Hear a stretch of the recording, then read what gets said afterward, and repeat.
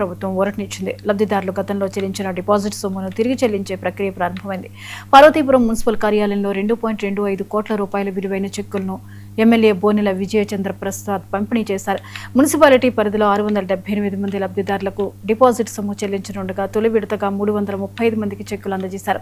మిగిలిన వారికి మరో 2 రోజుల్లో చెల్లింపులు పూర్తి చేస్తామని అధికారులు తెలిపారు. టిట్కో ఇళ్ల నిర్మాణాలు నిలిచిపోవడంతో ఇబ్బందులు ఎదుర్కొన్న లబ్ధిదారుల సమస్యను పరిష్కరించడంలో భాగంగానే ఈ చెల్లింపులు చేపట్టామని ఎమ్మెల్యే విజయచంద్ర పేర్కొన్నారు.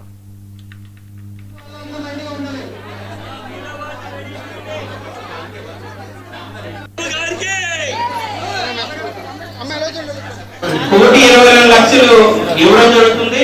మిగతా కోటి 10 లక్షలు 5 లక్షలు ఉంది. అది కూడా ఒక 2 రోజుల్లో మళ్ళీ ఇవ్వడం జరుగుతుంది. 2 విడతలు చేయడానికి కారణాలు కూడా ఉన్నాయండి. కొందరు డీడీ జెరాక్స్ కాపీలు సమర్పించలేదు. అంటే ఇంతకు ముందు మీరు డీడీలు ఇచ్చారు కదా, ఆ డీడీ ఎందుకంటే ఇది ఒకరి అమౌంట్కి వాళ్ళకి వెళ్ళకూడదు అనేదే ఉద్దేశం ఉన్నారు. అందుకని ఇప్పుడు మీ కష్టాన్ని ఇంకొకరికి ఎవరికి ఇవ్వకూడదని కొందరు డీడీలు ఇవ్వలేదు. అలాగే ఒక వ్యక్తికి 2 డీడీలు కట్టారు, ఒక్కొక్కరు 2 డీడీలు కట్టారు. కానీ టిట్కో వెబ్సైట్ లో ఒక డీడీ మాత్రమే నమోదైంది. ఇంకో డీడీ కూడా తీసివ్వాల్సిన అవసరం ఉంది. ఒక డీడీకి వేరొకరు సమర్పించారు. అంటే ఇప్పుడు మీ డీడీ ఉంది, మీ అన్ని పేరు ఏదో ఉంది, డీడీ పేరులో మీది ఉంది, కానీ మీ ఇంకొకరు ఏమో ఇచ్చేటప్పుడు అక్కడ సంతకం పెట్టి ఉన్నారు. అంటే వీటిని కూడా క్రాస్ చెక్ చేయాల్సిన అవసరం ఉంది. కొన్నిసార్లు ఎవరైతే డీడీలు ఇచ్చారో వాళ్ళు మనలో లేదు, చనిపోవడం కూడా జరిగింది.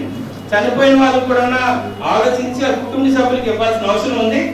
1,22 లక్షలు ఇవ్వడం జరుగుతుంది.